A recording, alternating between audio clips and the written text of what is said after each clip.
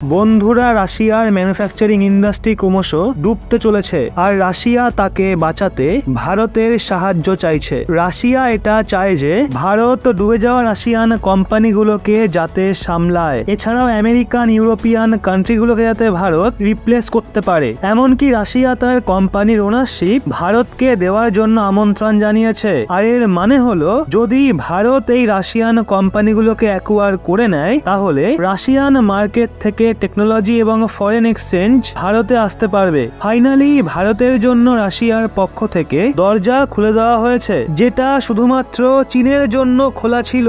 আর এই golden opportunity Bharat কোনোভাবেই ছাড়বে না। পুরো ডেভেলপমেন্ট আসলে কি তাই ভিডিওতে জেনে নেওয়া যাক। ভারত যেইভাবে তার ইকোনমিকে বৃদ্ধি করার জন্য সফলতা অর্জন করছে, তার জন্য এই ভিডিওটিকে একটা লাইক অবশ্যই করবেন। এর সাথেই আরো নলেজেবল ভিডিও দেখার জন্য চ্যানেলটি সাবস্ক্রাইব অবশ্যই করবেন। সংবাদ মাধ্যমের একটা আর্টিকেলে এই কথা প্রকাশ পেয়েছে যে রাশিয়ার অনেক কোম্পানিকে আমেরিকান এবং ইউরোপিয়ান কোম্পানি রিপ্লেস করেছে। অর্থাৎ এর মানে হলো, রাশিয়াতে এমন অনেক প্রোডাকশন ইউনিট রয়েছে যেটা আউট অফ সার্ভিস হয়ে গেছে। আর একসময় এই ফ্যাক্টরিজকে চালানো ওয়েস্টার্ন কান্ট্রিগুলো এখন রাশিয়া থেকে চলে গেছে। এই ফ্যাক্টরিগুলো এখন খালি পড়ে আছে। আর প্রোডাকশন না হওয়ার কারণে রাশিয়াকে চীনের ইম্পোর্টের সাহায্য নিতে হচ্ছে, যার জন্য ছোট ছোট সেক্টরের ক্ষেত্রেও রাশিয়া চীনের কোম্পানির ওপর ডিপেন্ডেন্ট হয়ে গেছে। আর বিভিন্ন ফরেন রেভিনিউ এই জিনিসকে কেনার জন্য ব্যবহার করতে হচ্ছে। রাশিয়া চায় ভারত এই ফ্যাক্টরিগুলোকে ক্রয় করুক, অথবা রাশিয়ান কোম্পানিগুলোর সাথে পার্টনারশিপে এই প্রোডাকশন ইউনিটকে পুনরায় শুরু করুক। অলরেডি চীনের বিভিন্ন কোম্পানি রাশিয়াতে এন্ট্রি নিয়ে ফেলেছে। আর তার মধ্যে একটা হলো অটোমোবাইল ইন্ডাস্ট্রি, যাকে নিয়ে রাশিয়ার 80% মার্কেট চীনের কোম্পানি ডমিনেট করে থাকে। যদিও টেক্সটাইল এবং ফুটওয়্যার সেক্টরে বাংলাদেশ এবং ভিয়েতনামের মতো কিছু দেশ রয়েছে, কিন্তু এই সেক্টরগুলো নন ক্রিটিক্যাল ক্যাটাগরিতে আসে। কিছুদিন আগেই একটা খবর বেরিয়েছিল যে ভারতের গোয়া শিপইয়ার্ডকে রাশিয়ার পক্ষ থেকে 24টা কার্গো জাহাজ প্রডিউস করার কন্ট্রাক্ট দেওয়া হয়েছিল। এই কন্ট্রাক্ট প্রথমে রাশিয়ান কোম্পানিকে দেওয়া হতো, কিন্তু র মেটেরিয়ালের কমতি এবং রিসোর্সের আনঅ্যাভেলেবিলিটির কারণে ভারত রাশিয়ার জন্য এই কার্গো ভেসেলের নির্মাণ করবে। রাশিয়ার সাথে সীমা বিবাদ হলে এই বিবাদের সবচেয়ে বড় সুবিধা চীনের হবে, এবং নিষেধাজ্ঞা জারি হওয়া সত্ত্বেও রাশিয়া তার বেসিক প্রয়োজনীয়তাকে চীনের থেকে সম্পূর্ণ করতে পারছে। এখানে গুরুত্বপূর্ণ বিষয় হলো, রাশিয়া ওয়েস্টার্ন দেশের ওপর নিজেদের অর্থব্যবস্থার জন্য নির্ভরশীল ছিল। আর দেখতে গেলে ভারতও একই রকম ভুল করতে চলেছে। পিএলআই এর মাধ্যমে বিভিন্ন ওয়েস্টার্ন কোম্পানি এবং ইউএস এয়ারলাইন দেশ সম্পূর্ণ বিশ্বে তার প্রোডাকশন শুরু করে দিয়েছে অথবা করতে চলেছে, কিন্তু কোনো বিপরীত পরিস্থিতিতে তারা এক ঝটকাতে এই কোম্পানিগুলোকে ভারত থেকে তুলে নিয়ে যেতে পারে। রাশিয়ার কাছে চীনের বন্ধুত্ব ছিল, এই জন্য রাশিয়া তার দুঃসময়কে খুবই সহজে কাটিয়ে উঠতে পেরেছে। কিন্তু ভারতের সাথে কোনো দেশের বিবাদের ফায়দা চীন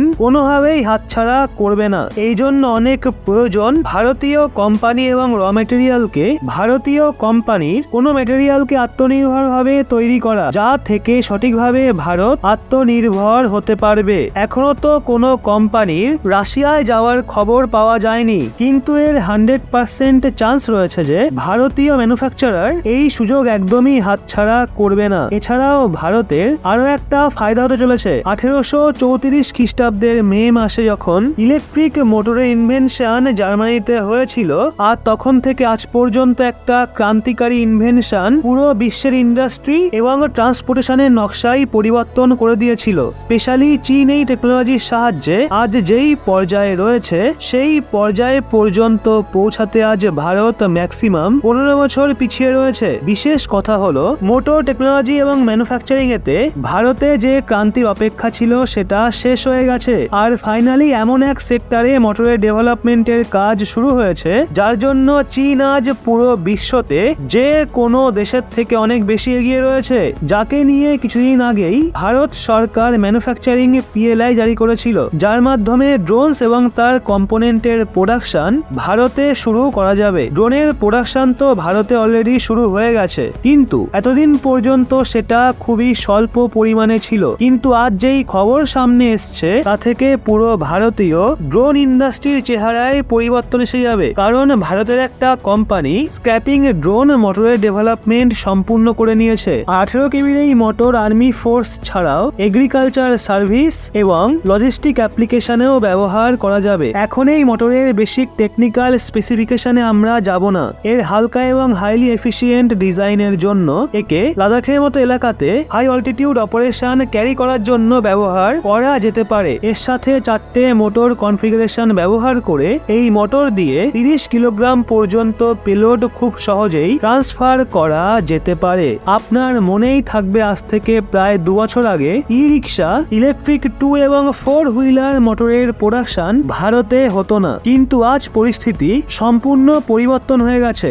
আজ ভারত সরকারের স্ট্রিক্ট অ্যাকশনের কারণে ইলেকট্রিক ভেহিকেলের লোকালাইজেশনের জন্য সেটা অনেক গুণ বৃদ্ধি পেয়ে গেছে। ড্রোন সেক্টরে তো একে প্রথম ধাপ বলে মনে করা যেতে পারে। আপনার মনে থাকবে কিছুদিন আগে একটা ক্রুজ মিসাইলের সফল পরীক্ষা নিরীক্ষা করা হয়েছিল, আর তাতে ভারতে তৈরি হওয়া মানিক ইঞ্জিনের ব্যবহার করা হয়েছিল। 450 কেজির থ্রাস্টার যুক্ত ইঞ্জিনকে ছোট জিনিস হিসাবে ডিজাইন করা হয়েছে, কিন্তু এটা পরবর্তীকালের ইন্টিগ্রেশন না কেবল ভারতীয় বরং কিছু ওভারসিজ ড্রোনেও ব্যবহার করা হবে। ইলেকট্রিক ড্রোনের ব্যবহার যুদ্ধক্ষেত্রে অনেক বড় লেভেলে শুরু হয়ে গেছে, কিন্তু একে বেশি দূর পর্যন্ত নিয়ে যাওয়ার জন্য একে তৈরি করা যাবে না। কিন্তু ভারতে ডেভেলপ হওয়া মোটর পরবর্তীকালে সোলার পাওয়ার এবং স্যাটেলাইটেও ব্যবহার করা যেতে পারে। আসলে এই ধরনের এয়ারক্রাফট ঘন্টা নয় বরং কয়েকদিন পর্যন্ত আকাশে থাকার পরিকল্পনায় ডিজাইন করা হয়ে থাকে। দিনের বেলা সূর্যের আলো এবং রাত্রিবেলা